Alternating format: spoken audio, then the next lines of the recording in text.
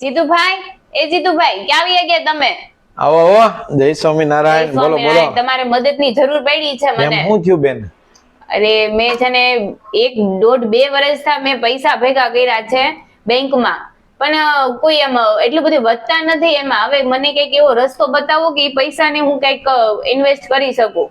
બેન, પૈસા છે ને એ તમારા પૈસા જ રહેશે. બેંકમાં રાખો, લોકરમાં રાખો કે ઘરે રાખો, રૂપિયા છે ને એને બચત કરવાની સાથે સાથે તમે ઇન્વેસ્ટ કરો. સોનાના ઘરેણા લ્યો, ચાંદીના ઘરેણા લ્યો કે થોડું થોડું કાંઈ પણ લ્યો.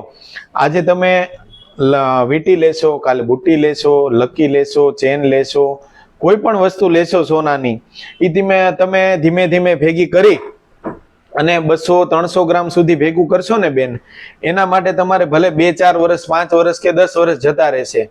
પછી ઈ 500 ગ્રામનો મારા હિસાબે 10 વર્ષ પછી બંગલો જ આવશે. આખું વિચીન તમને કહી દઉં છું કે કાંઈ પણ. અને 200 ગ્રામ ભેગું કરશો તો મકાન આવશે આવશે ને આવશે. કેમ કે સોનાનો ભાવ જ એટલો વધતો જાય છે.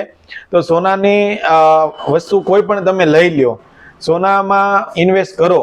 પૈસાની બચત કરવા કરતા તમે સોનામાં ઇન્વેસ્ટ કરો, અને એ બચતના રૂપિયાને તમે પછી ક્યાંક ને ક્યાંક લગાડશો અને એ તમારે ફાયદો થશે ને થશે. હા, તો હું હમણાં જ બેંકમાં જાઉં છું અને પૈસા ઉપાડીને તમે ગોલ્ડ મારું તૈયાર રાખો. ઓકે ઓકે બેન, જય સ્વામિનારાયણ.